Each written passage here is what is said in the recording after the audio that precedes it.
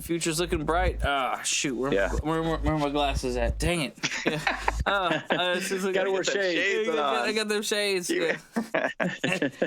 No, and I think with this draft, it's going to be an interesting one because I mean, just what Brandon Staley was talking about, and we'll jump right into the draft too, and just talk about each individual player here. But adding depth was a key component to this whole thing, and I think that really there's not flashiness, not sexiness like Andy was saying, and everything too. But once again, it's build at the lines, build in the backfield, give depth to this team, and I think that's really what we did. Hello, welcome to the Bolt Bros, the podcast series where we talk about the Los Angeles Chargers and their opponents. I'm James, and I'm here with my brothers, Kyle and Andrew.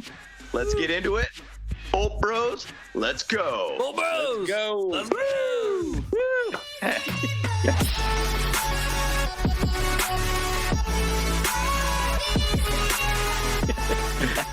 So, in today's episode, we'll be talking about the results of the 2022 draft for the Chargers and break down each player. We also want to thank everyone who jumped onto our live stream for the draft, too. We really appreciate that. It was a pretty good time to be able to kind of sit there and analyze all throughout the draft. So it was a very fun time, and we appreciate engaging some of you guys out there that joined the stream. So we appreciate it. Bolt Bros!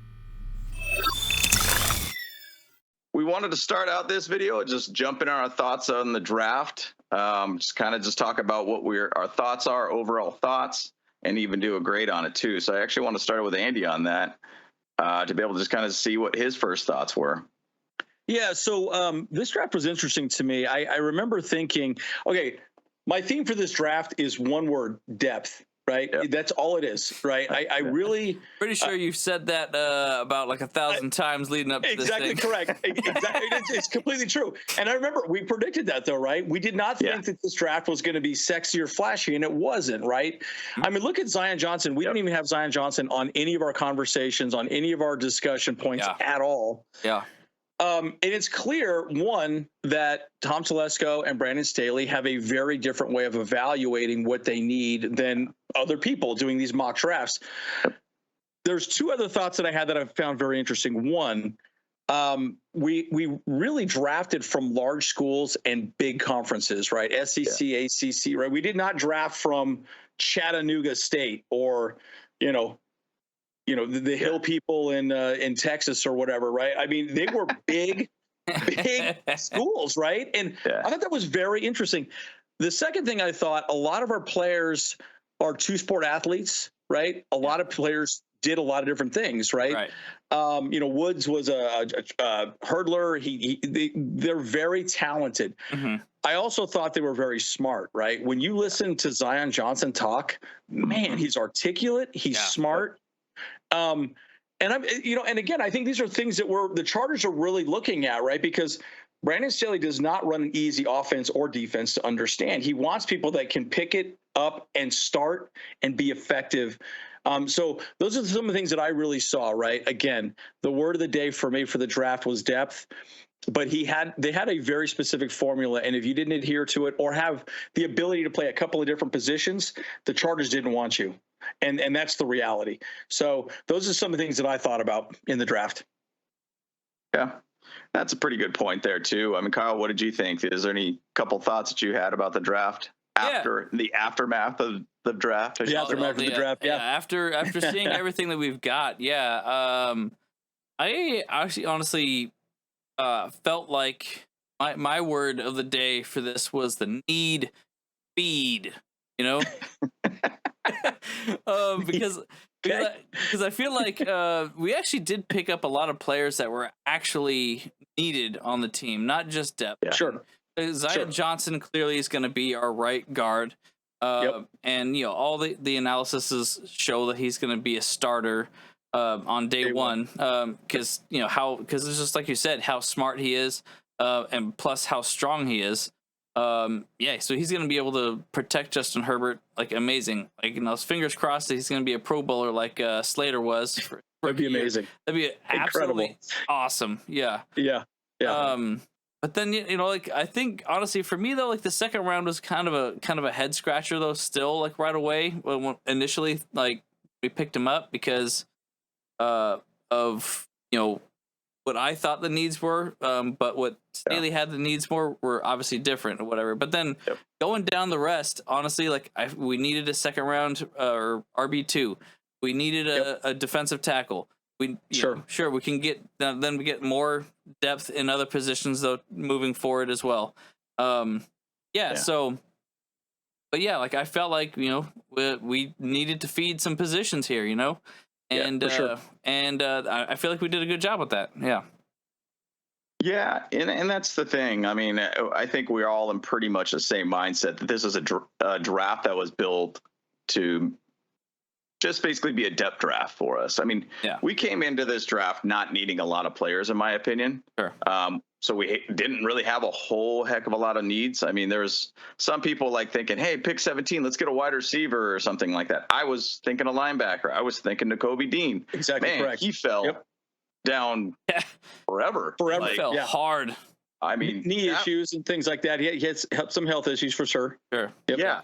And it's crazy to be able to see where he went. But, at the same side, that's just the weird thing about this draft. I mean, we even got some guys that I even had on my mock draft later in the rounds than I expected. So very true. It's crazy to see kind of what happened here. But I do think that there were some needs that were kind of missed. But once again, I'm just outside looking in, thinking this is what we need. And the coaches have a different idea of everything.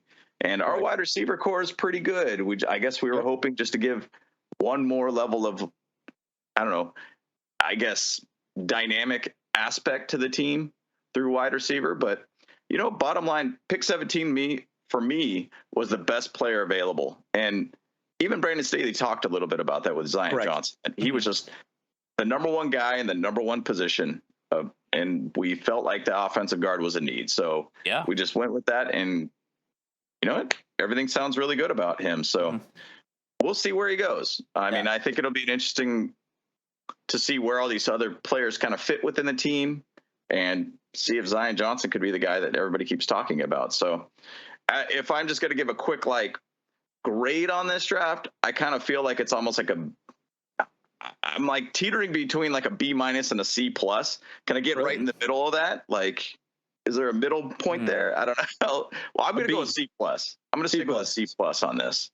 And just because I feel like there were some misses of certain players or positions that I felt like they should have attacked a little bit more. I feel like linebacker should have been a position they should have attacked. Sure. But, I think all around, once again, we didn't come into this draft with a lot of needs. So very true.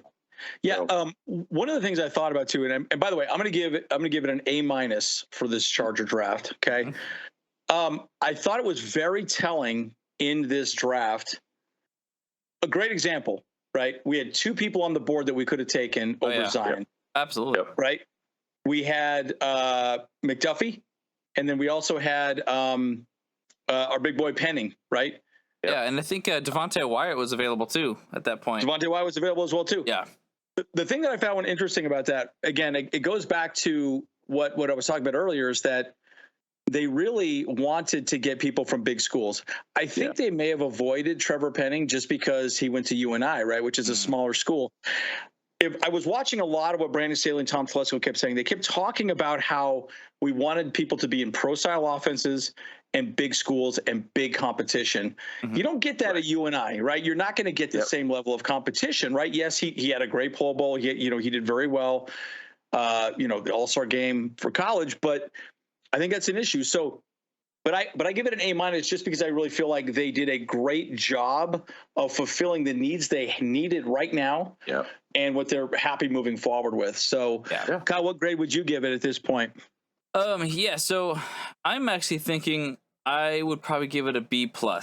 And I kind of have an interesting thought about why I'd want to give it a B+, actually. It's because we don't really know how this draft is going to pan out until these players start playing. And I feel like we can actually give a grade better of what happened last year's draft than we could for this year's draft. Yeah, sure. We can say, like, all right, what needs we actually filled in order to actually fit our scheme and stuff like that, I guess that's where I feel like, we did the good enough at. So, And I feel like we did pretty well. But like James is saying, is like I really wanted to get another linebacker in there, someone who's potentially like going to be able to replace Kenneth Murray or replace I don't know, maybe Drew Tranquil or whatever like that.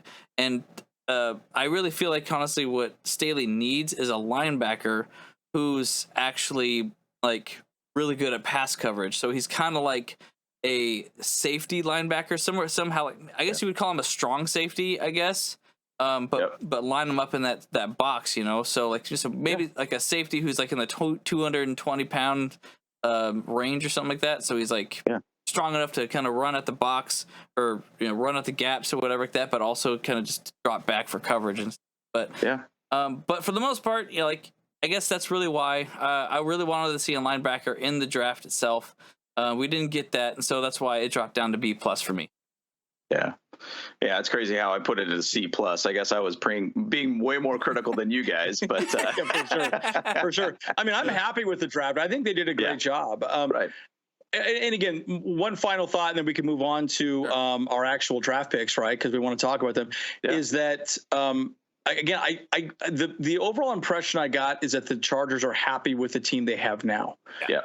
They're not unhappy with what they have, right? No. They did a lot of work in free agency. We know that.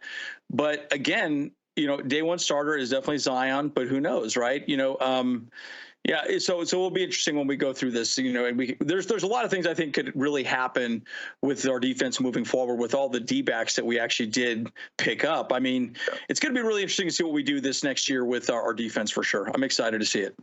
Yeah. Yep. 100%. Totally. No, I'm right there with you on that. Kyle, do you have any other thoughts? So you kind of jumped in there a little bit, but oh no. Yeah, I really think that future's looking bright.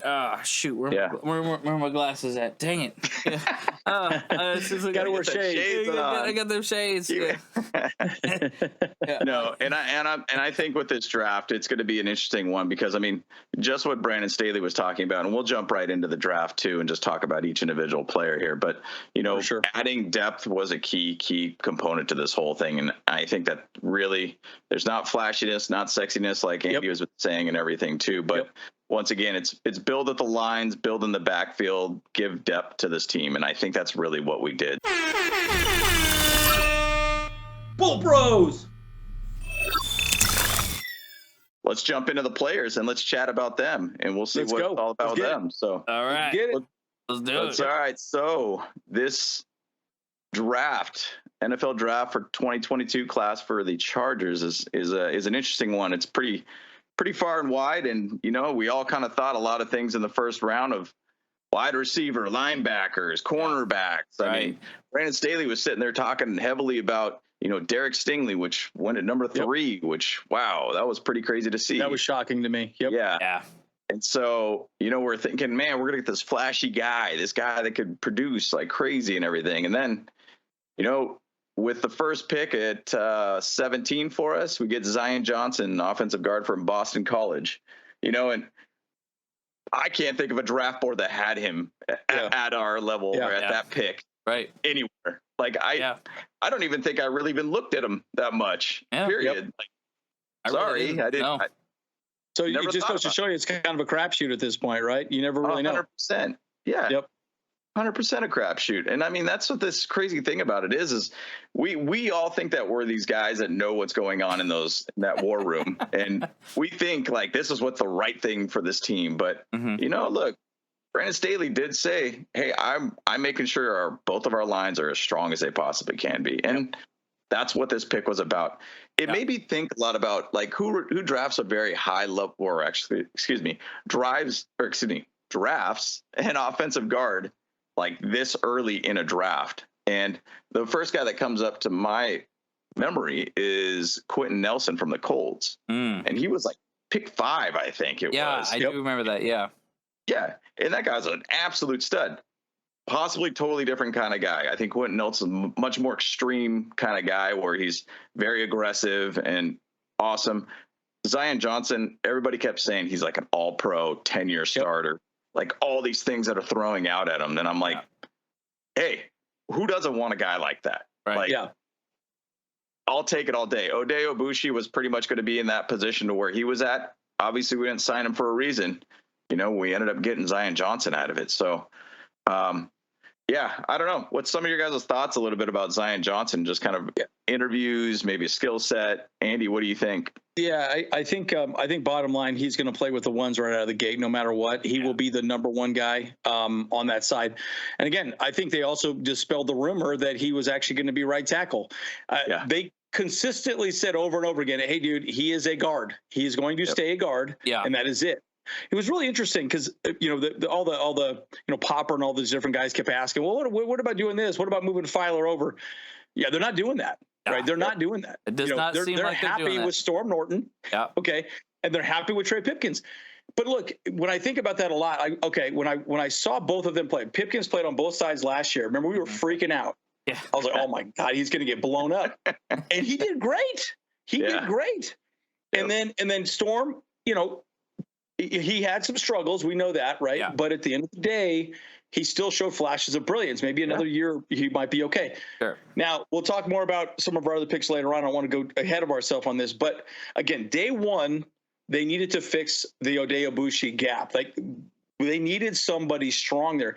And you have to remember, he's not just helping in pass defense. He's helping in run defense and run blocking. Mm-hmm. And we were horrible on the right side, run blocking. And they talked about that on a few press conferences. Yeah. Having Zion there, he's going to hit his man, and then he's going to get to the second level and create gaps, and that's going to be fantastic. So the more I've looked at it and actually thought about it, this makes a lot of sense. Mm-hmm. Yeah, but it's not sexy, right? People wanted McDuffie, people wanted Penning, people wanted the other people, but I think Zion Johnson for our team, now that I'm seeing it and it's making sense in my mind, makes a lot of sense to me. So those are all my thoughts. Plus, he played center. He actually snapped at the Pro Bowl or the All-Star game. So I think eventually if our center leaves, he might step in and be our center moving forward. He's smart enough to make it happen because he's the quarterback of that line. So he's got to do a lot of things. So we'll see. We'll see where that goes. And the Chargers clearly want people that can do multiple tasks on the field. They do not want people that are just a one-trick pony. Mm-hmm. That's not what they want. So that's what I like about Zion Johnson. So that's my thoughts. Kyle, what do you think? Yeah, absolutely. I mean, you guys, you pretty much hit the nail on the head there on him. But yeah, like he's got everything we needed. And 100%, he wasn't obviously a sexy choice because but nobody really talks a lot about offensive linemen. Like there's no stats for them on ESPN. There's no stats for them on a lot of these other like websites or whatever. I think PFF has some kind of grades for them and stuff like that too. Yep. Sure. And he's very highly graded in the draft. But again, it's again to your point, right? I mean, the guy went to Davidson. He paid for school. It's not cheap, by the way. Steph Curry went to Davidson originally too, and so then he went to Boston College. The guy, he was a 0-star recruit. I mean, he was a nobody. Yeah. Wow. Yeah. And all this weight, he's like one of the strongest guys out there. He did 32 presses on the bench. Yeah. I mean, the guy's just ridiculous, right? Beast. So yeah. His nickname should be called the Mountain. We'll call him the Mountain. How about that? From Game of Thrones. Yeah. We'll call him the Mountain. I don't know. Anyways, but Mount Zion. Yeah. Mount Zion. Mount Zion. Yeah. Mount Zion. I like that. That was good. Hey, you heard it here, boys. You heard it here. Go. Mount Zion. Nickname. Mount Zion. Okay. Engraved. All right. Cemented. Wait, done. I'm gonna write that one down so we can make some shirts on that one. Mount Zion. Mount Zion. Mount Zion. Yeah. Right. I like that. Mount Zion. You ain't climbing past Mount Zion here. You ain't climbing past Mount Zion, that's for sure. I like that. No, but that's amazing. So I'm excited for that pick. The more I think about it, the more it makes a lot of sense. So I mean, the biggest thing for me too is he was the captain of one of the captains of the offense. In college and stuff because he's he's super smart. His football IQ is through the roof. It's ridiculous. A lot like Justin Herbert's is. And in fact, I mean, fun fact about this, actually, he studied coding. So he knows. He talked about coding quite a bit. Yeah. So he knows Java, Python, and C++, all that stuff. So I'm like, dang, that's pretty awesome. He got a degree in cybersecurity, right? Which you guys know that I've sold cybersecurity before in the past, right? I've worked for a couple cybersecurity companies, so right. So it's pretty amazing, right? I mean, you got to be pretty smart to make that stuff happen. Right. So again, I think that's a big part of what the Chargers are also doing now moving forward is looking at people's intelligence. What's their IQ? Yeah. What could they really do? Because, the concepts are not easy. Yeah, the formations make sense. But if this happens, you do this. If this happens, you do this. You got to make split-second decisions to make the right decision. And that's important. You're not doing that if you're not smart, right? You're just not going to make that happen. Right. So you can have all the talent in the world, but if you can't process and make the right mental decisions, you're not going to be good. Right. That's just the case. And the one thing that I heard too, when he transferred from Davidson to Boston College, he said it was a no-brainer because they were very well known for academics. And so he was there for basically the entire time to be able to make sure he gets his degree. And I think that's a very admirable thing to do as a player. Yeah. A lot of these guys want to jump out after the third year and get drafted and who cares about education? I'm going to be rich and make a ton of money or whatnot. Right. I mean, football's not forever, by the way, guys. Like there's a lot of players that could be gone. I think the lifespan of a player is 2 years or something crazy like that. And there's always somebody gunning for your job next year or even during the year. So, and the thing is though, Brandon Staley really, I think, even started preaching last year about the mental aspect of the game. Learn the mental aspect, learn how to understand the plays, why we choose these plays, understand that mental side of reps for what you're trying to achieve. And I think he just wants some very intelligent guys that could really process it and know how to place it onto the field when they're on the field. Yeah, it's basically preparing them to be a better player. And I think Zion Johnson fits the ticket for that. And I think, to be honest, a lot of these guys really seem very, very like intelligent, well-spoken dudes. Like, and I really like seeing that. So I'm excited about the pick. Once again, not a sexy pick. Hey, but last year, Rashawn Slater wasn't a sexy pick. Not at all. Worked out pretty well for us, right? Amazing. And again, keep in mind, he's keeping Justin Herbert upright, right? Yep. Yeah. Not only is he keeping him upright, but he's helping in the run defense, obviously keeping him upright in his pass offense. He's just going to make Mike Williams have a better year. He's going to make Austin Eckler have a better year. He's going to make the rest of our team better, right? Everett, everybody. So, look, again, one last thought. We should move on to JT Woods, but Brandon Staley consistently said we are going to win at the line. Right? We are a line team, right? And I watched this last little recap when he talked specifically about Zion Johnson. He's like, look, it's really hard as a play caller, offensive or defense, if you're not winning at the line. If you're losing at the line, you have to give up things, right? Okay, well, then let's go one high safety. Well, that means that we're susceptible to the deep pass. Yeah. So if we're not winning at the line, you can't do a lot more. And I just keep going back to certain games. Like I keep going back to the Rams and the Cardinals game during the playoffs last year. They were so one-dimensional because they just crushed the rush and they stopped the run and they could not throw on that defense. And so again, if you make that team one-dimensional and you win the line of scrimmage, you're done. You're just done. Yep. And that's it. So, and it's clear that's what we're trying to do on the offensive side of the ball. So, that's Bobby Ross mentality, Very true. Yep. Win or lose the game on the lines. And I think they're just building them both sides, making sure we have stout lines, both ends. And I think that we have a great thing building here, and I'm excited to be able to see that happen. So, and how that, I always think of the mid 2000s of recent as more of our glory years. I mean, man, I watched a lot of replays of some of those mid 2000 games, and it was just a swarming defense and good stout O-line. Exactly right. That's awesome. Really good stuff. Yep. So I like what we're doing here. Yeah. So let's transition to, I'm going to throw a curveball on you guys. Round 2 pick. Oh. Andy, you want to chat about the round 2 pick? Wait, who's our round 2 pick? What? Who's our round 2 pick? Yeah. our second round pick. Who is it? Who did we get? Khalil Mack. Khalil Mack. That's right. The Mac attack. The Big Mac. The Big Mac coming in here. Mac truck. Mac truck. Yeah. So we all know what he can do. I mean, what do you think on that one? I mean, that's a pretty good pickup, right, Andy? Yeah, I mean, my big thing with him is he going to be durable next year, right? I think that's my only concern. I mean, look, we all know what he can do. If he can stay healthy on the field, we will be unstoppable next year, right? Our defense will just be amazing. And there were some concerns. We should have gotten an edge rusher. A lot of people brought it up in some of the press conferences. But to be fair, I think Rumpf could step in. He could do fairly well as well too. I think that there's some options we have, but. I just hope Khalil Mack and Joey Bosa are healthy the whole season. If they are, we're going to be unstoppable. That defense is ridiculous. Because, again, you have to remember, too, the one thing that Brandon Staley said is he wants defensive back safeties that can catch the ball, right? Yeah. Because we are going to press the quarterback. He is going to have pressure in his face across the line. Oh, yeah. So we need guys that can catch the ball.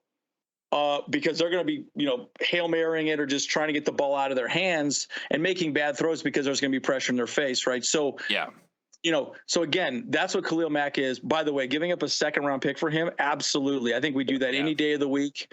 And the Chicago fans are probably like, man, that was a terrible choice.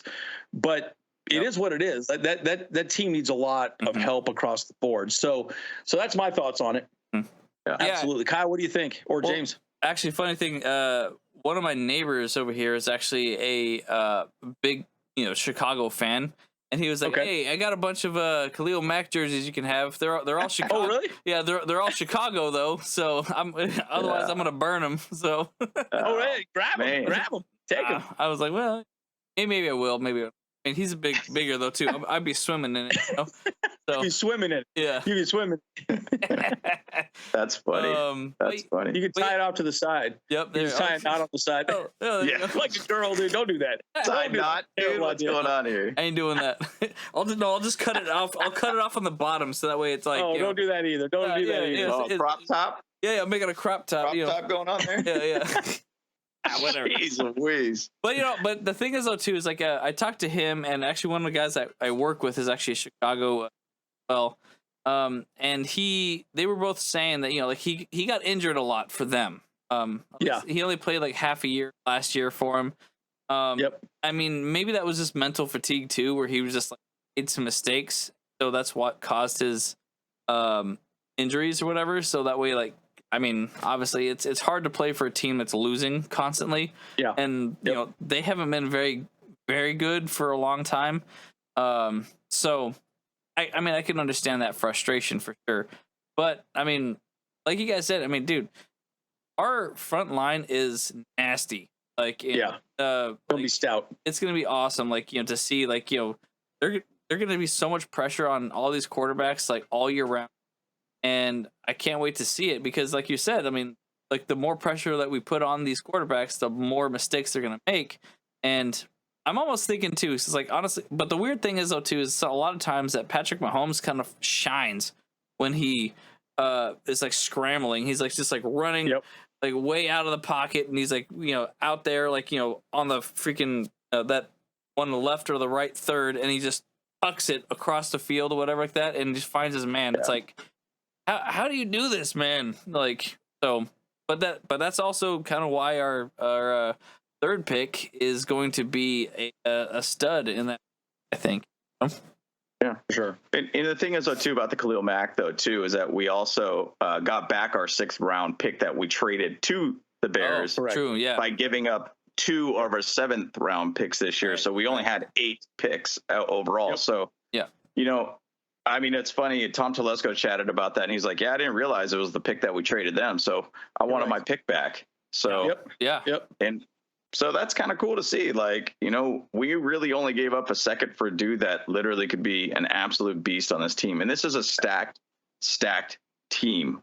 The front end of this, back end, offensively stacked. So, I mean, he's going to flourish, and he's not going to have as much pressure as he had with the Bears. So. I think there's going to be a lot more like easier play with him. Injuries are going to happen. That's 100% chance you're going to get injured. Yeah. It just, I think that if we learned anything from Brandon Staley last year, he tries his best to make sure his players in the best positions for their health. Correct. Yeah. And so I think that once again, when we go into the preseason, you're going to see a laundry list of players, and probably Khalil Mack will be on that list of not playing in the preseason. So I think that'll be I think we'll be fine. I mean, obviously, if you blow out a knee, that's a little tough to be able to kind of recoup on in the middle of the season. But those are things that I think that we're going to go into this offseason and to this new season that we'll be fine. So I think we'll do well there. So correct. Yep. Cool. But on to the third round, Kyle. What do you got? Number 3, JT Woods. Yeah. So he was honestly, like, when I watched him get picked, I was really kind of flabbergasted by it. Me too. Yeah.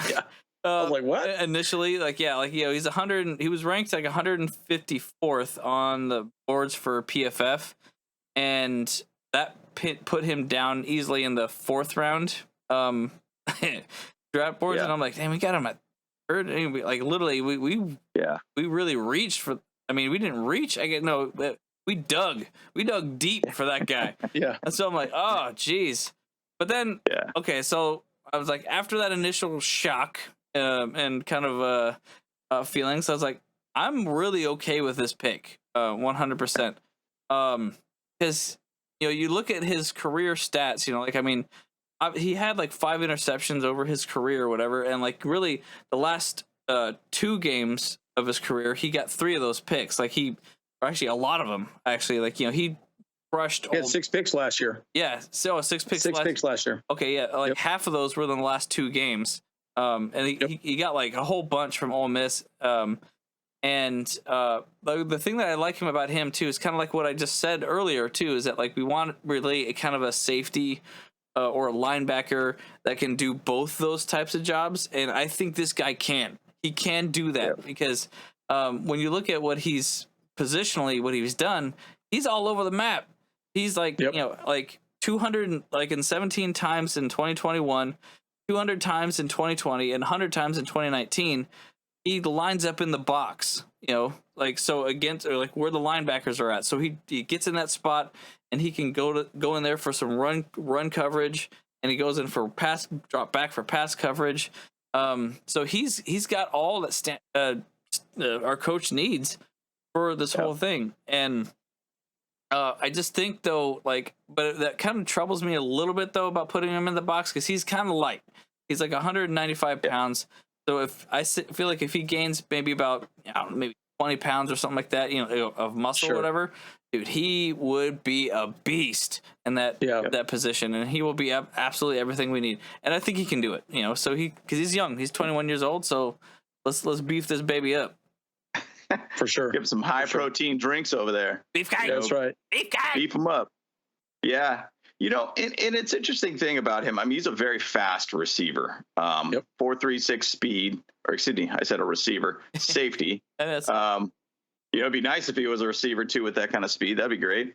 But the thing is, though, he could stick on the fast receivers, which we know in our division we got some fast receivers we're going to be going against. He could play deep.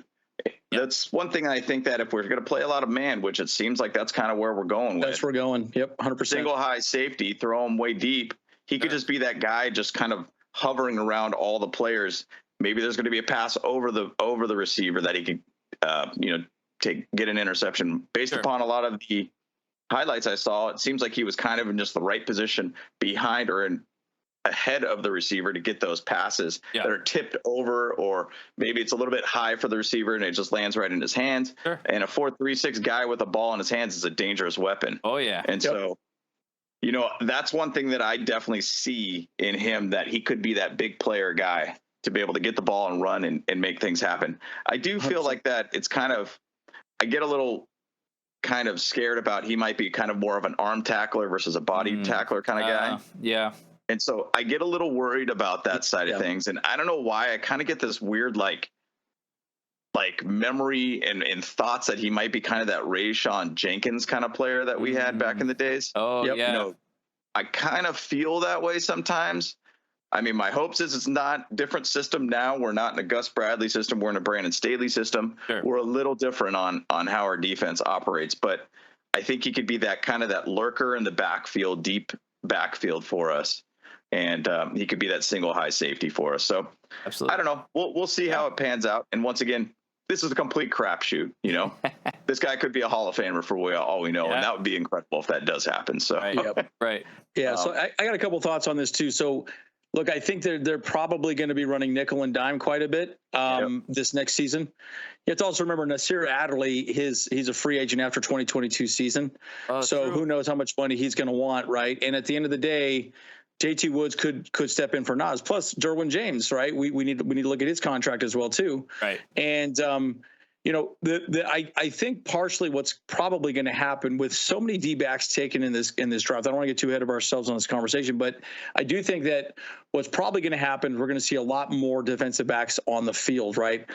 Fat, big guys on the line pressing the quarterbacks and just a ton of fast and speed on the back end. Yeah. Derwin James will probably play in the box a little more.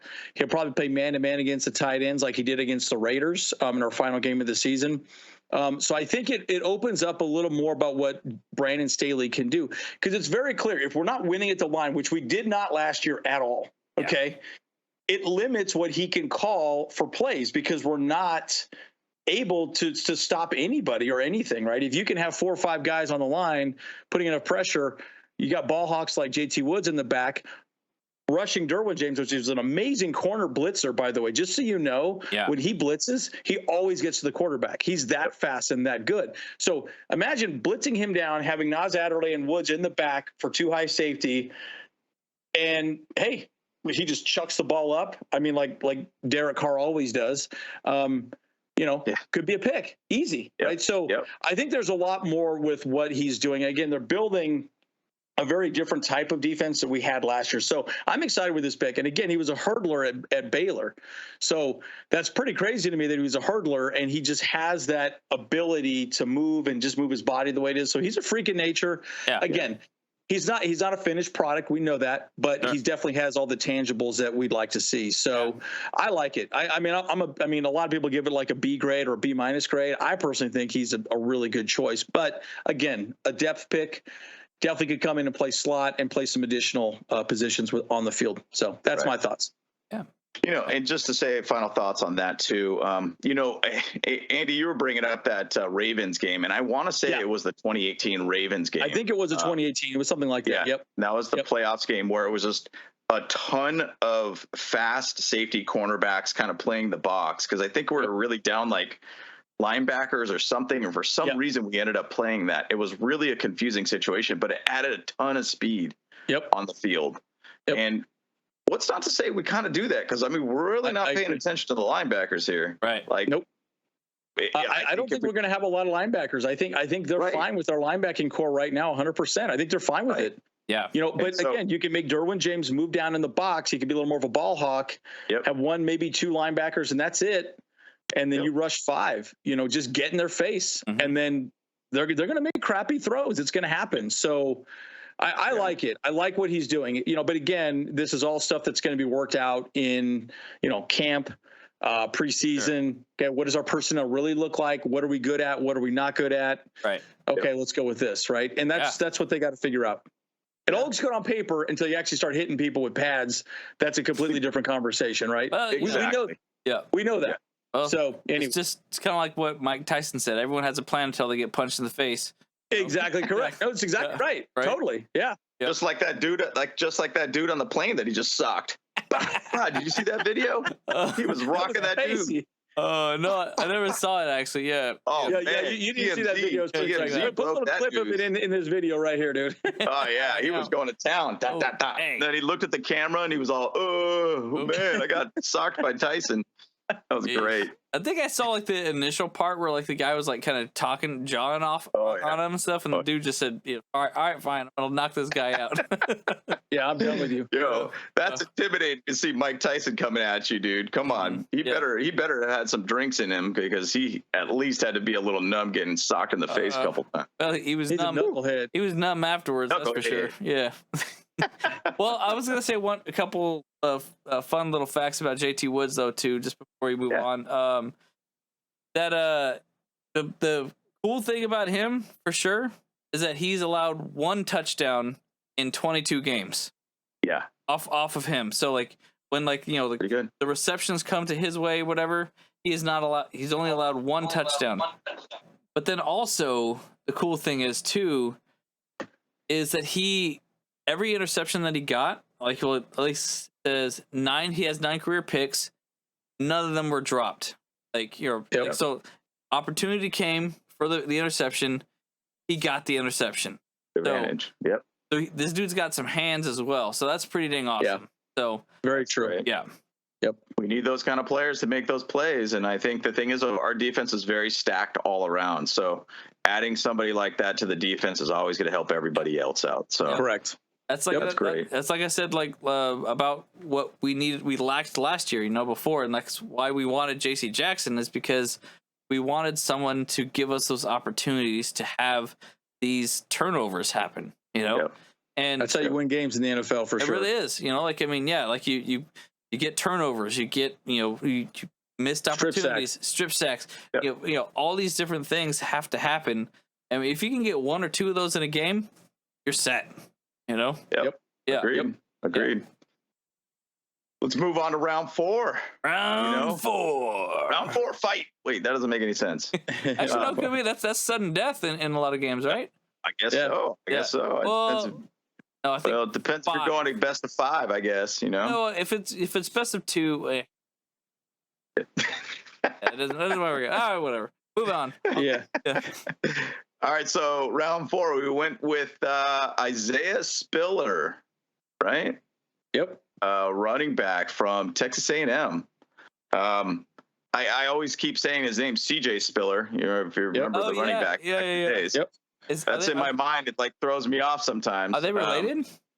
No, they're not. I searched on that. I was like, are they related? Mm-hmm. And they're not. But Isaiah Spiller's dad did play tight end at Texas A&M too. He did. Yep. So there is a bit of a football family kind of tradition there. So the first thing that I searched on him, above all his stats, everything like that, is how many fumbles has he had in his college career? Because when I think of RB2, I think of all these fumbles that we've had at the goal line and all these issues of fumbling at the goal line, and it frustrates me every time that we get some guy like Kelly or Roundtree or even Roundtree. Yep. They try to get it in, and what do? Fumble the ball at the wrong time, and that's a frustrating situation. So with him, in 2021, he had no fumbles, which is good. That's awesome. 2020, he did have a couple fumbles. I think it was like 3 fumbles or whatever. I just hope that he could really make sure he has those that fumble situation out of his system. I mean, it's it's impossible to not fumble, but at the same side, I just want him to be able to be very sound with the ball. Yeah. And that's one thing I think that I'm hoping he's going to do. I mean, he's had back-to-back 1K rush or 1,000-yard seasons for rush. He's got a lot of catches too. He's a complete back as a player. Cool fact too is his dad taught him how to catch first, not to be as a running back first. So he made sure he was working with his hands, catching the ball more than anything. So I think that's huge. I think it's really huge for him. So one of the other cool stats that I saw too is that he had 100 forced missed tackles since 2020. So that's a lot of people that can't tackle him. Yeah. And so he forced them to miss the tackle. So meaning somebody was on him, he got him off of him, ran. That's exactly right. Yeah. Yep. Love seeing that stat. So I don't know. What are the things that you kind of see about him, Andy? Yeah. So I think he's our one sexy pick we got out of this draft personally. Right. And again, by sexy meaning that he's going to be a starter day one, right? I mean, I guess I don't want to predict it 100%, but I am kind of predicting it right now. I do not think we're happy with our existing running back 2 players, right? Roundtree, these other guys, they're going to fall down the list. I think Isaiah Spiller will definitely get a shot. I think he probably will play in preseason. A couple of things that I thought that were really cool about him too, specifically, is that first of all, LT ranked him the 3rd ranked running back in the draft. Oh, interesting. A lot of people did not like him though, for just really odd reasons, which I was kind of surprised about, but again, I mean, some of the boards gave him like a D+ for this pick. Like they thought he could go further down the road, but you watch his body of work. he is fantastic. And again, he had to play against very good teams, right? Again, going back to not going to UNI or Chattanooga State or whatever, he's playing in tough divisions, NFL pro ready. And he has all the tangibles, good hands, quick feet. He's a great running back too. He's bigger than Eckler. And I think he gives us everything we want. Remember, I talked about Tyler Algier, right? Okay. Tyler Algier went to the Falcons. And the interesting thing about that is when I look more at Isaiah Spiller, I'm like, yeah, he's probably better than Tyler Algier overall, right? So I'm excited about this pick. I actually do think he will be a very, very nice addition for us. And again, I still think Eckler is probably going to get 15 touches a game. Spiller will probably get 10 on average, maybe more depending on how the game is going and how the game is, progressing. Are we trying to run out the clock? Yada, yada, right? How many explosive plays do we need? But, man, he's a good guy. He's a great switch up for Austin Eckler, so I'm excited about this pick. I love this pick. I think it's great. Now, one last thought, and then I'll pass to you, Kyle. Okay. The funny thing I thought about this, I remember specifically watching this in the draft, because I remember watching the draft live. Guess who traded right in front of us to get Zamir White from Georgia? The Raiders. I thought that was really interesting. And I remember thinking like, wow, Zamir, because I remember Zamir White is really good, but he's right behind Cook on the depth chart for Georgia. But he was the starter before Cook. So it's really interesting that the Raiders literally traded up to get Zamir White right before us. And then we ended up getting Isaiah Spiller. So my only thought would be, okay, and I want to see people's comments down below on this specifically.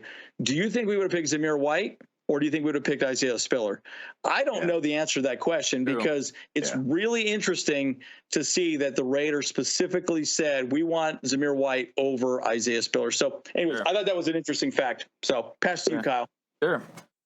Yeah, I mean, I kind of feel like he's, when I looked into him, I kind of felt like he's actually perfect for our scheme, because, for sure. Like you said, like, I mean, he's got hands. And that was a big thing so he's a good pass target as well as a running back. And so he can easily be that, what was the guy for the Patriots for the longest time that he would just always, that Brady would always just dump it off to him, like, he was this X Factor guy, he was the man, there was James White. I don't know, it was a white guy, but I don't know if it Rex Burkhead was another guy. Then also is it Burkhead? I don't know. Burkhead.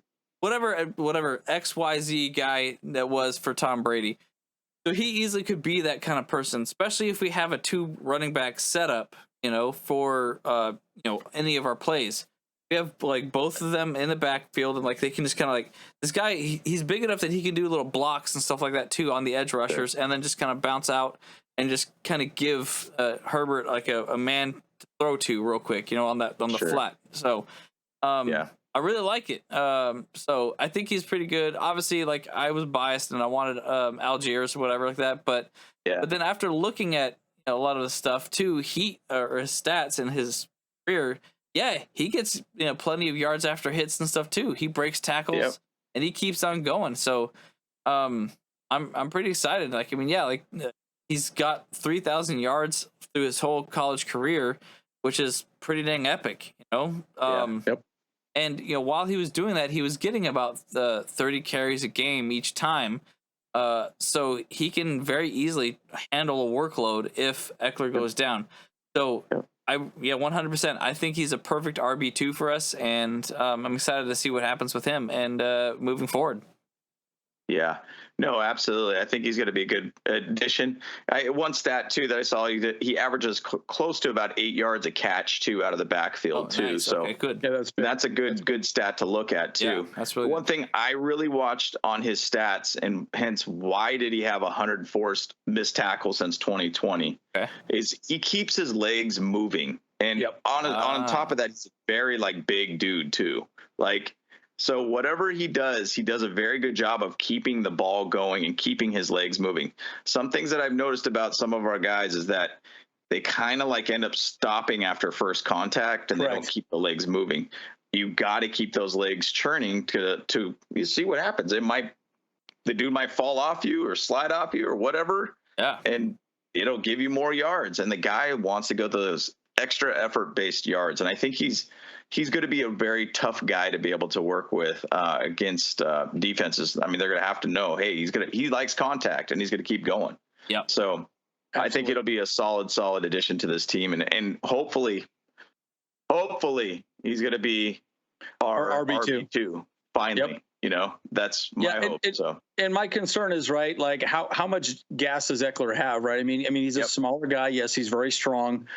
But look, he could get hurt, right? And we need a second choice and then maybe a third choice if we have other injuries, right? So, again, you have to have depth in that position. It's such a critical role. And again, people get hurt in that position because they're taking a lot of major hits. They got to block some of the best edge rushers in the game. Yeah.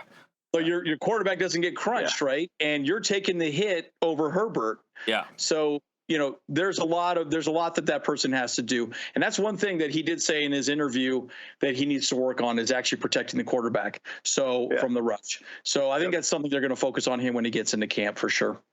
Yep. I'm looking forward to have him on the team. I think he'll be great. And once again, a very, very good sound, kind of intelligent dude too. Yep.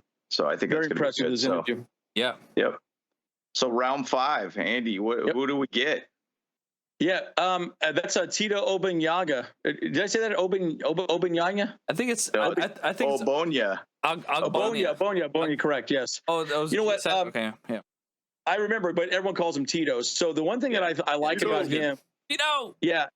He needs to go to Tito's Tacos. He needs to go to Tito's Tacos. Yes. Well, actually, he's at UCLA, so he already probably knows about that. Because it's just right close to UCLA, anyways. But exactly, maybe he has his own special there. I don't know. And Diddy Reese, little Diddy Reese, right there too. That's UCLA. We've been to Diddy Reese many times. Absolutely. I'll do some searching. I'll find out, guys. Yeah. Absolutely. No, but so I think Tito's a great guy, right? I think he's a shot putter. He played some track. He was a big. He's a multi-sport guy. Again, we keep talking about this. But here's the thing that's cool about him, right? He adds depth to the line again. We have him listed as a nose tackle, which I think he's probably a very good nose tackle, but he's also very young in this role. I mean, he is a big body, but you put him in the front. I think he's a good guy that can, again, in Brandon Staley's defense, the 3 interior linemen, defensive linemen, have to cover a gap and a half, right? So they have to cover a lot. They need to be disruptive, but they have to make sure that gap is blocked. And so he's such a big body. What is he? 6'4", 324 pounds? Yeah. Dude, big dude. But you got him next to Sebastian Joseph Day. Yeah, gut. You got him right next to Sebastian Joseph Day and Austin Johnson. I actually can predict. I do think there is a chance that he could start day one. I think he's got to prove himself because Jerry Tillery, I don't think, is the guy. I don't think he's the guy there, right? Fehoko, maybe. Fehoko could be the guy. He played well in the past as well, too. But I think Tito could be one of the guys. So I like this pick. I think he's good depth either way. And it really will boil down to how he does in camp to see where he really ends up and if he's a day one starter or he's going to be a depth guy. So, but I know they'll definitely bring him in for jumbo packages and some of these other, larger type of, big man fronts. But, again, depth pick, but definitely could be a starter in my opinion. So, yep, I agree. Yep. Kyle, what do you think of this guy from UCLA? Yeah. Tito. All right, man. Tito. I think it's a pretty decent pick, but 100% I agree with Andy. I think it's a depth pick. Like a lot of the positives that people are saying on him are that he hasn't really actually been injured all college career. Never. Which is that's fantastic, and so he's definitely a healthy monster at the line. And I really like to see that, of course, because we might need that at some point. Hey, man, there's always going to be injuries every year. It doesn't matter. It's going to happen. So we got to have somebody good and reliable to back them up. And this guy can definitely do it. The one thing that I will say, though, that I'm a little concerned about is that it seems like from some of the tapes that he's a fairly movable nose tackle. So he has a harder time pushing against the center or those guards and stuff. And so that could be kind of a problem for him at some point. However, I will say at the Senior Bowl, he battled against Zion Johnson constantly. Yes, he did. Yep. And he actually got the advantage of Zion Johnson each time, it seemed like. So he actually pushed him around, which is really, hopeful. I'm hopeful for, because I want to see that, if he can push Zion Johnson around, then he's going to be able to make Zion Johnson even that much better. And so, sure. And likewise, Zion will make him better. And then we'll both have two mountains over there, Mount Tito, and Mount Zion. There you go. There you go. I like that. I like that. Well, it's that idea of iron sharpens iron, you know, and exactly. That's the idea of this whole thing. You get a better talent in front of somebody, you're going to probably get them to become a better player because they got to work harder. Right. And they've gone up against each other, and honestly, Zion had some battles that he won, and then some battles Tito really made him look bad too. And so, the thing is, though, just like what you said, Kyle, he's a big, dense guy, and he's a stout dude, and his strength, in my opinion, when I'm watching him, is bull rush. Like, he's a very bull rushy kind of guy. He seems like he could kind of swim down the line a little bit too, if necessary. But it's really about just that bull rush mentality for him. He's not really like a pass rusher kind of guy. He's just a guy that could just move the line. And I'm fine with that. I feel like Jamal Williams is one of our better nose tackles that we've had. Yeah, he was amazing for years.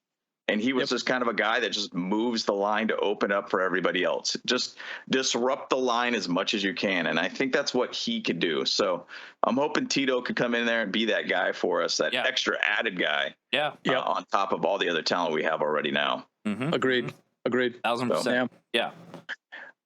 So should we go to round six? Yeah. Yeah. So we got Jamari Slayer, offensive guard from Georgia. The thing that's interesting about him, I think it'll be interesting to see what happens with him in preseason camp, all the above.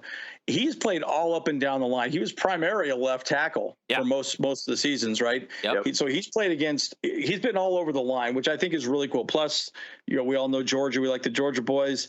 Yeah. They won a national championship. There's a lot about him that is great. It's so funny because people consistently kept asking Staley and Telesco, is he going to be our right tackle? Is he going to be our right tackle? Is he going to be our right tackle? And I think the answer was basically no, not out of the gate, right? I mean, he's got to prove himself. I do think they probably will put him at right tackle occasionally, and that's going to be okay, I'm already predicting this. That is going to be the conversation through the entire 100% preseason. 100%. Every workout up until game one is going to be who's our right tackle. Yeah. And I think it's interesting because I feel like that's probably the only position that we really have to kind of argue about moving forward now. Yeah. But the cool thing is, I think he's extremely versatile. And again, we've talked about this ad nauseum. I don't need to repeat myself. He has a lot of different traits. He's not a one-trick pony. Big body, and look, that guy's a big dude. And so he's done it all. Got a national championship. It's very clear Telesco and Brandon Staley want championship players, winners. People have won it at the crucial moments, right? So that's what they like. So anyways, that's my thoughts about Jamari Slayer. Yeah. James, what's your thoughts there? Yeah, so even to go back to the last pick, Tito was one of the guys that we met with before or after the combine too. So it's just interesting how that kind of came around. With Jamari, I guess they didn't really have too much conversations with him at all. And it seems like sometimes those meetings don't mean anything at all, or they won't get a chance to actually even, talk to the guy or meet the guy or draft the guy by the time that they want to draft the guy. But this guy was slated, and I had him in my mock draft for the 4th round, and we get him in the 6th round. Yeah. And I was pretty excited about that. I was thinking, why is nobody going after this guy? Like, because if you watch the tape, he buried Aiden Hutchinson in the Michigan game. He did. Like, buried great. him. And he was playing left tackle, just buried him. Yeah. He's only given up 1 sack and 800 pass attempts. I'm good with that. Yeah. Like, he's got great pop in the rush game. He seems like he's got good footwork, good length. He can play up and down the line. One thing I really appreciated after he got drafted by us, he said, I really got a bigger chip on my shoulder now. And so I like those kind of guys that come in there and say, I got an extra fire added to this, and I want to make sure I'm going to put my best on the field now. And so he could be this guy that, and I was very high on him. I think he's going to be a great player. I love getting players that are from, just won a national championship, come with that championship mentality. J.C. Jackson won a Super Bowl, championship mentality. Jamari Slayer. Sawyer, I want to say Slayer every time because if you look at his Sawyer, just like our last name, huh? Or Sawyer, exactly. He just won a national championship. Yeah, I think we should actually get a good jersey for him. Just because it's close enough. Close enough. It's close enough. Right. So and his number 69 too, which is fun. It's even better. Yeah. Oh boy. Yeah. Oh boy. Show. Kid show. I'm gonna get interesting a 420 too, right? As well while I'm at it. Yeah. So at the combine, Slayer produced 31 reps, and guess who did more? Zion Johnson. Yeah. He had 32 reps. So it's really interesting. So they're very strong guys. There are some people that are saying that, what they could do, they could move Matt Filer to right tackle and put Jamari on the left side as well too, which might not be a bad option. Sure. So again, I think there's a lot of ways they could cook this, but again, it's going to boil down to preseason. It's going to boil down to training camp. It's going to boil down to how they produce, how they pick up the offense, and go from there, right? So it's production based at this point. So very interesting. Yeah, and it seems kind of like even they chatted a little bit about that, and they were kind of thinking like, man, we're going to keep Filer where they're at because I think they don't want to like make so much instability of like, okay, we're just going to shift all these people around. Yeah, like. I think Filer is a good mentor for with Slater though, and having him on the left side and having that veteran presence next to him, I think helps him a little bit. Now Slater says a lot of times, "I don't need help. Let me go man to man with this guy," and that's great. But sometimes things could get a little bit confusing for somebody who hasn't been in the league that long. I think they kind of want to keep that stability. Now, once again, that puts at the right side, not much veteran side if we put in Zion Johnson too. So it's kind of going to be a camp situation. I'm sure they're going to kind of flex people in and out of. But I think he would be fantastic as a right tackle. And I don't want to go in with Storm Norton on the right side. I'm sorry. But a lot of people don't, but it's very clear that our coaching staff is fine with them. They seem very okay with those guys. So it will be interesting to see. And again, they're saying that now, but who knows how they're going to look in camp. And that's going to be the conversations we're going to have. And I promise you, we're going to do plenty of videos on it moving forward. That is what we're going to be discussing. So Kyle, what's your last thoughts? Let's, kind of wrap up on Jamari and then move on to the next 6th round pick.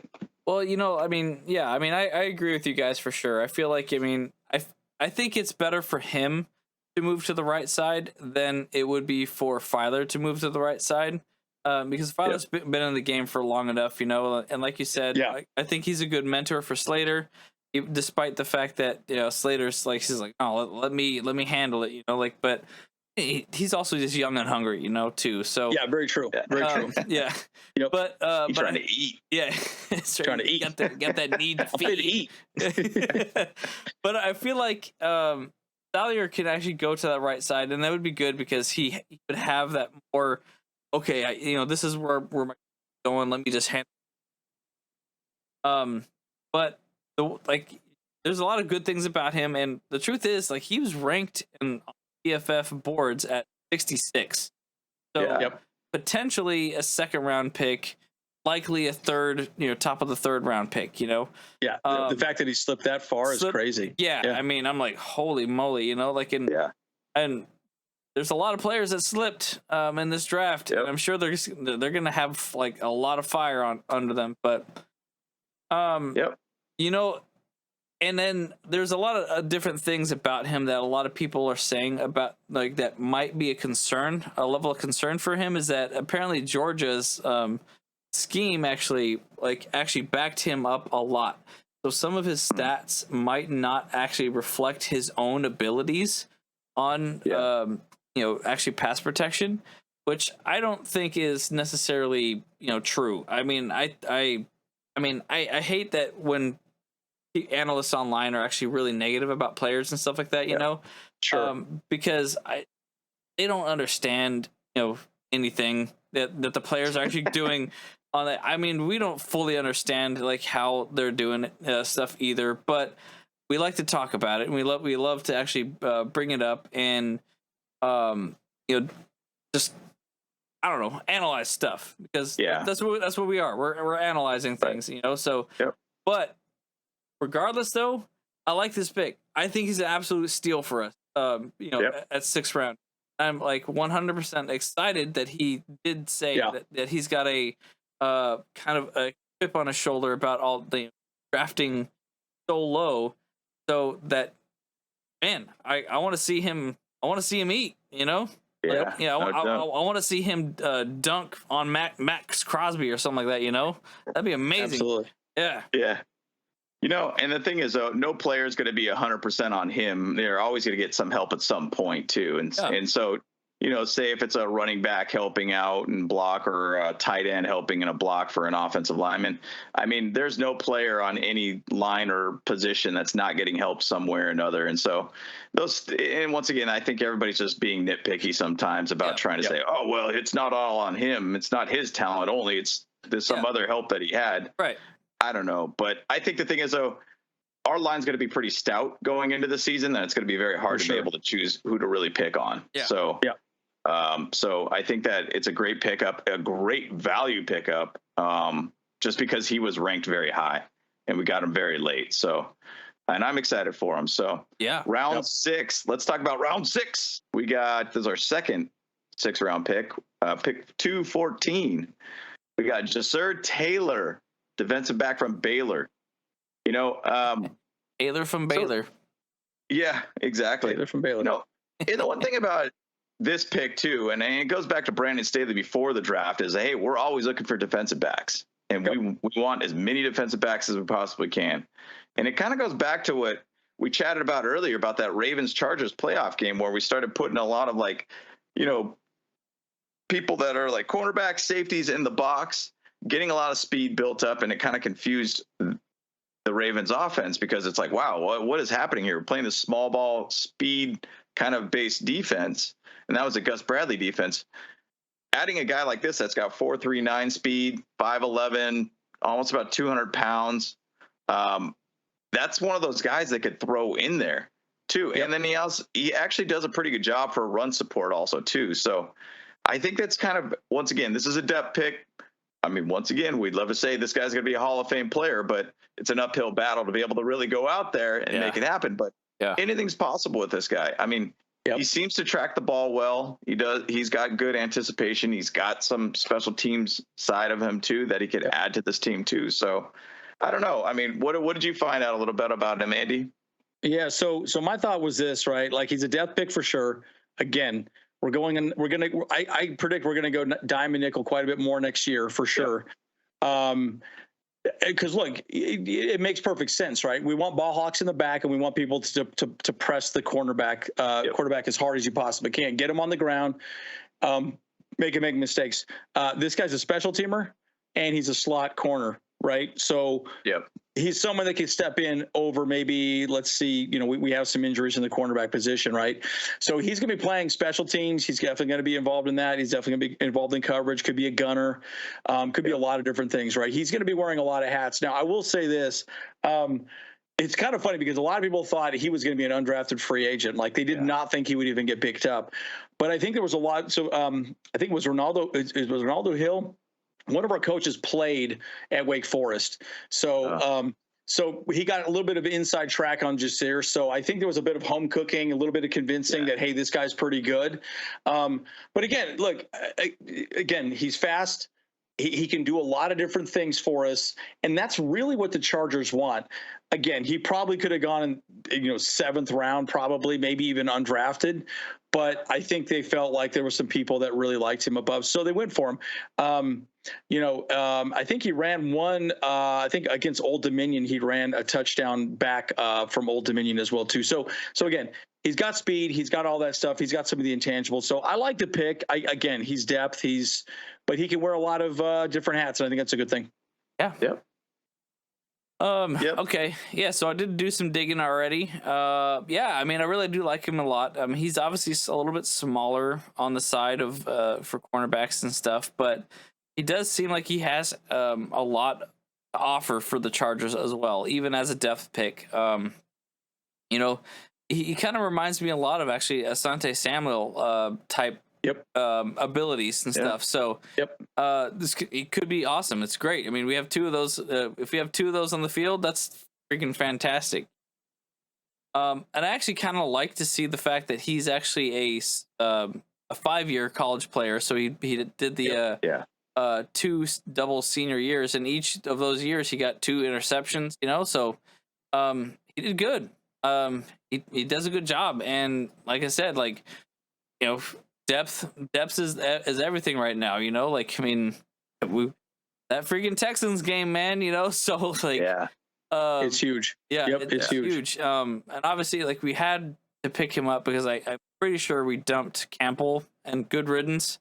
So he did have like 1 or 2 like flashy plays or whatever last year, but he was just getting burnt all day long, you know. And so this left guy, and right, and this guy's he's fast enough too that he can keep up with some of these like receivers that showed up this year, because his 40 is a 4.39. That's great. You know, like that's typically like the standard is if you can do a 4.4, you're pretty much good. You know? Like you're pretty much in there. So I mean, I really like it. You know, I don't think he can really be a starter right away for us, but he definitely has potential to get quite a few reps every game. Especially if we run nickel and dime, right? So I think that's going to be a big issue, right? Again, a lot of slot guys. We're going to play a lot of man.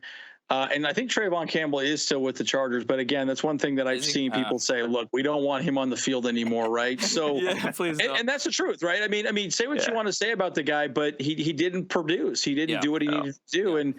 And I mean, he missed tackles, he missed plays. He just he was getting burned left and right across the board. So, you know, having a guy like that is a good thing. So again, these corners are going to be asked to do a lot. They got to hit running backs. You got to remember, if they're running on the edge, they got to go out and hit them, you know, especially, you know, swing plays. Look, they're playing against big guys out there, right? And so, you know, Asante Samuel Jr., his 2 concussions came from hitting running backs, right? So, you know, it's something to be concerned about. And Brandon Staley always says you can never have enough defensive backs in this game, especially with as pass heavy as we are now. You got to have ball hawks. So yeah, that's a good pick in my opinion for sure. Yeah. And the last little bit about him too. I mean, you know, and I sound like a broken record saying this, but there's a 100% chance there's going to be injuries on this team, and each player has a 100% chance to be injured. So, 100%. You know, you got to think of like DeAndre Carter too, who is our punt returner, kick returner. You know, what's not to say he gets injured? You know, maybe he has to have, you know, maybe he'll jump in to be able to do, you know, Jasir Taylor 100%. Might come in and be that guy for us. I mean, adding that experience and adding those depth pieces, just not for the cornerback position, but for all their special team based positions for us. So I think he could just be that good guy that can float around in multiple positions, which it seems to be a theme with most of our players, multiple position based players. Yeah, that's one thing that I saw a lot too when they talked about it. They talked a lot about how they have to run a number of different things. And again, remember, our special teams was horrible last year, and our defense was horrible last year. So adding more cornerbacks helps with special teams. And so that's a big thing, right? So anyways, it's there's a lot to be said about that for sure. Yep.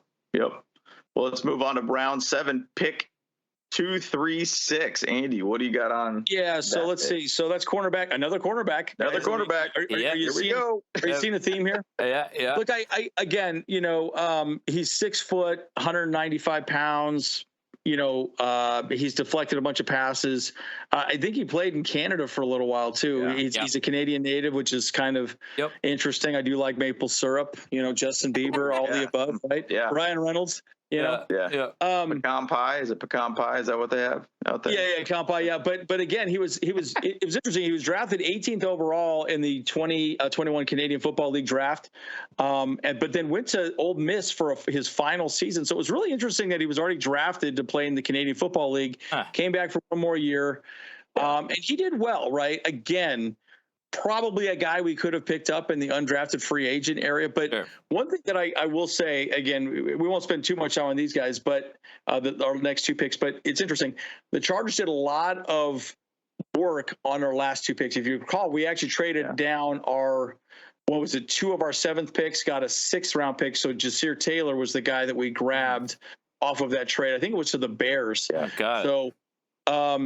So anyways, it's really interesting. Or maybe, no, was it the Bears? Yeah, it was the Bears. Yeah. So that was the trade that we got back, the pick we got back. So it's really interesting. I think, again, more depth, 6 foot, decent sized body, lot of speed. And he's proven it, right? I mean, it was a sub 440, 40-yard dash. That's pretty dang fast. I mean, it's way faster than me. That's for damn sure.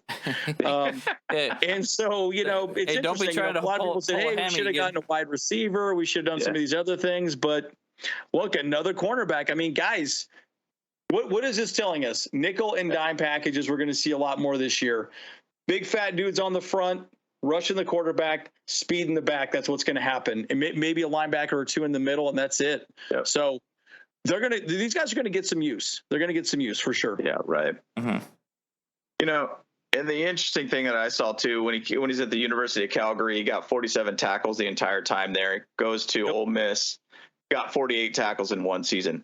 I mean, he's very much like a project kind of guy. And Brandon Staley talked about him that way too. That he said, hey, we just see potential from the guy.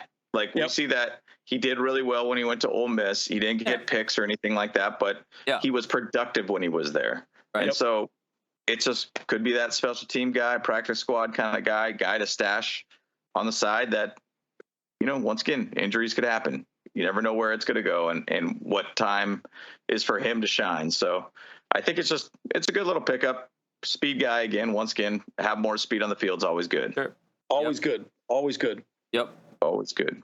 Yeah, and that's Kyle. Any final thoughts on Dean Leonard? Yeah, he seems a little bit like Jasir Taylor to me as well. Like you said, he's a 4.39. Is fast, can make things happen. And he did very well at this Canada League, and so then that's why he kind of got drafted over there for the CFL. But then he decided it was kind of interesting. I think it's actually it's a really interesting choice to me that he actually, instead of going to the CFL, he actually wanted to play college at Ole Miss before anything else. And I think that's kind of a mature choice. And I really like that. So I kind of, in a lot of ways, that kind of tells me that he's actually really smart. Again, so we're going back to that. Is that exactly correct? Because he realized that sure he can play in the CFL, but he might not get picked up for a while if he played there and with the big leagues, because they always want to go to the NFL. CFL is great, but the goal is to go to where the big boys play. Yep. Right. Yeah, and so I'm looking forward to it. I mean, I am a little obviously the only thing that I'm concerned about is the fact that there's just not a whole lot of tape on this guy. So what it boiled down to me probably was why they picked him is that if they had to have interviewed him before, and in that interview they realized, hey, this guy's smart. He's got his head on straight, and he knows what how to make things happen or whatever. He does he does have like positive stats from the Canada League. So let's make this guy happen. Let's develop him. Let's make him a beast. Yeah. Right. Yeah, it's an interesting pickup, but once again, we've been saying that this draft's all about adding depth, and this is a guy that could just be a project guy for us. Sure. So it'll be interesting to see where he gets to. So so round 7, pick 260, we got Alexander Horvath, fullback from Purdue. What an interesting pickup, I mean, who talks about fullbacks anymore? It's right. That's kind of that forgotten position, It really is. And so it's weird that we're adding depth to the fullback position here. And then you kind of think about Gabe Neighbors too, who's been in that position, which is, I believe, the roommate of Justin Herbert. Hey, so it's kind of like, wait a minute, having that as like, is his job in trouble now? Ironically, Alexander Horvath and Gabe Neighbors wear the number 40, so there's already conflict there. So what's going on here? So he wears 40. He wears 40. What's going on here? So oh no. It is interesting having him in there, but I think it's once again, this is an emphasis choice that obviously add depth to a position, I guess, that they see as a need.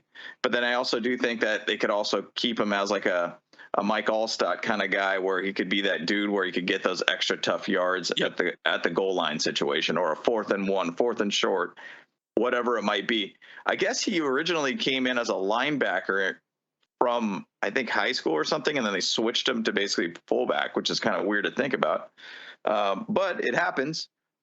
He doesn't seem like he's got a lot of speed or anything, but he does keep his legs moving, and he makes people miss tackles, and he can catch the ball and the backfield too. So, it's once again, it's another guy in there that I think is just a depth pick, but it was just an interesting pick all around to kind of see that one kind of there. So, and I think we started getting to the point late in the draft, and that's kind of why we ended up trading away 2 of our 7th round picks, because you're like, you just have too many picks that we just don't know who to pick at this point, kind of thing. So correct. Not saying he's not one that was on the board, but it was obviously one that they thought was filling a need. So I think these last 2 7th round picks, again, most of the people are saying, oh, they probably could have gone undrafted.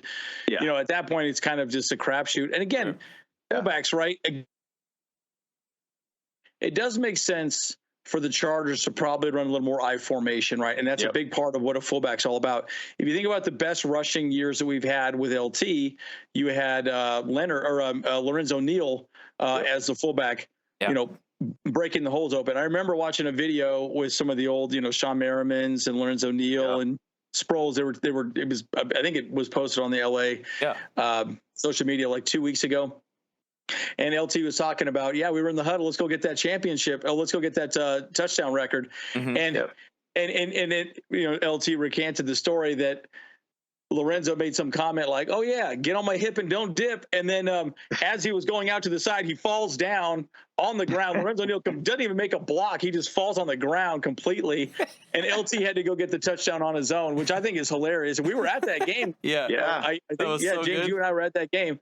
And I remember thinking to myself, like, oh my gosh, that's amazing. But again, the whole point of a fullback is to help the running back get a hole, right? And so that's an extra blocker. So I can see this in short yardage plays where we start doing some I formation, using him to go run up there. I mean, Neighbors is there, but it's also a special team depth choice as well too.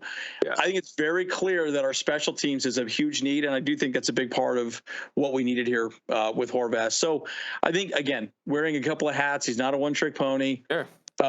He'll find his spot on the team somewhere, but it'll be interesting to see how they really utilize him moving forward. So that's my thoughts. Yeah, I mean, just looking at this guy, he does seem like he's going to be more of a scrimmage yards guy. Sure. He's definitely going to be able to fight for those, easy short yard situations where we need to get like 3 or 1 or 2. Like he can pound through it because he's a big guy. Yeah, he's big. 6'3", 232 pounds, and he's pretty fast as well. 4.57 is when he ran. So so he's got some pretty good things, but like you said, he was actually like 3 picks shy of being Mr. Irrelevant though for the draft. So, very true. So he easily could have gone undrafted, but hey, you know what? All right, let's get another a fullback, because we only actually had one right now. And it would be actually really good to see him and Eckler out there on a 2-back system where he can just get a nice little block in front of Eckler, and that way Atkins can get some more. So that's the hope for this guy, I think. So, and they are saying that he's got very good hands as well, so he can actually just be someone to dump the ball off to as well, like I was saying for the other running back. So I mean, that's what I like to see in running backs, is like, having that versatility of, being able to pound it through, get some break some tackles, yards after hits, and catch a ball every once in a while. So absolutely. Yeah.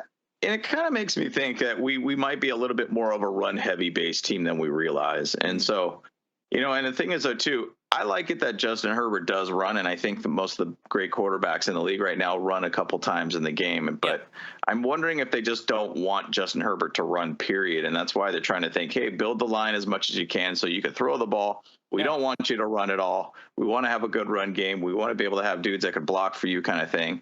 Maybe that's kind of their idea behind this. You know, obviously no team is going to have two fullbacks on the active squad. But at the same side, it's a depth piece added to the team, practice squad kind of guy. Yeah. Gabe Neighbors gets injured. Hey, we got a guy that's similar that could make it happen too. So, correct. I don't know. It's an interesting pickup, but you know, once again, depth piece added to the team. So, I mean, as we kind of go further down in this draft, it's depth kind of situation. Yeah, so. correct. Always. Yep. All pros. But, you know, bottom line, this is our recap on the draft for 2022 for the Chargers. You know, I think we got some good players here, and I think we got some good ways to be able to just add more pieces to this team to make it even more deeper as a team. And we've talked about it a ton. Like, we've always had an issues of just seeing some of those games where we're just getting exposed based upon the depth. And I think that's focused on this one. So, you know, I do think with just kind of a recap with a lot of these guys, and we've said it already, a lot of these guys are smart, well-spoken guys and add more character to this team that fits well for this team. You know, drafting a guy's skill set is one thing, but a character added to the team is another. And so you really need to have that culture fit. So it seems like a lot of these guys are culture fits, which I think is pretty good. So I'm excited to see how these guys mend in the team and how they come together. So any other last little thoughts on the draft? Yeah, I would definitely just say this. I think, you know, again, I really think this is a great draft class. I think it's awesome. I think it fills all the needs we have. Yep. I think special teams was definitely a big part of the considerations on a lot of these people that we drafted. And I do think that it was a big part of why we drafted people the way we drafted them as well, too, right? People can wear a lot of different hats. They're not one-trick ponies. So I think we've said it all quite a bit, but bottom line, I think they filled all the needs that we had moving forward, and they give us the depth that we need to be successful. And the areas that specifically Brandon Staley and Tom Telesco feel we need to be filled and have more depth. Like, clearly, Brandon Staley wants as many cornerbacks as he possibly can get, right? Yeah. That's what he wants. Right. So he got them. He got quite a few. I mean, and some interesting ones to boot, right? So it very interesting to see the way this went. But again, like I said, I'm very happy with this draft, and you know, I gave it an A-. Yeah, let's go. Yeah, I definitely stick with the you know, the B+ on my grade because I feel like we did fill the needs that I kind of initially thought we needed. Get that line, get the defensive line, and then get a running back too. So I would have liked obviously a wide receiver and a linebacker in there. That would have been the sexy picks for me, but it's all good, man. Sometimes things ain't sexy; they just gotta get nasty, you know. So that's right. and I really liked it, like because like our first 3 picks were actually absolutely stunning. Actually, Dahlier, getting him like way late, man, that was absolute steal. Amazing. So, yeah, so that gave us a huge advantage. I feel like that for him to drop so low for us, and because he's got that fire now, and you know he's gonna protect just Magic Herb like no other, man. So I'm looking forward to it. Obviously, like the last couple picks, they're always going to be kind of depth picks and development picks, and I'm excited to see where they go. And I'm really looking forward to chatting with you guys about the undrafted players that we got now too. So, exactly. Yeah, that'll be interesting. A little preview for the next round, guys. That's right. Right. Absolutely. Yeah.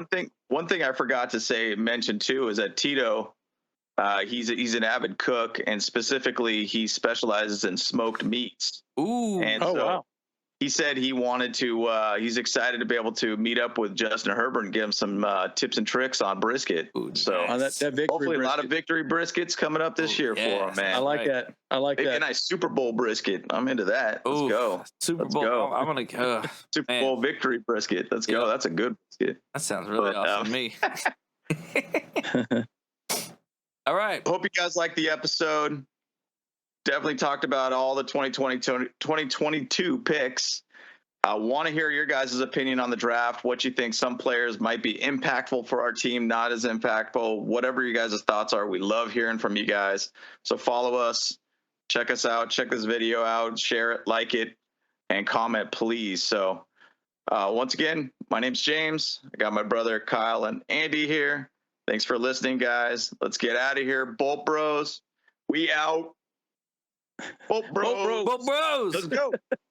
We're done.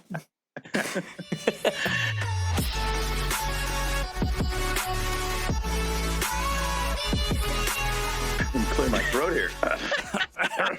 Jeez. Yeah. All right. We're good. All right. I'm ready to rip. Little vocal exercises there, fellas. Yeah, right. Yeah, exactly. Yeah. Red leather, yellow leather. Red leather, yellow leather. How Red now, leather, brown cow. yellow leather. How now, brown Was cow. denied a bank loan. Cow now, brown cow. Cow now, brown cow. So good. All right, let's do the intro here. All right. Okay.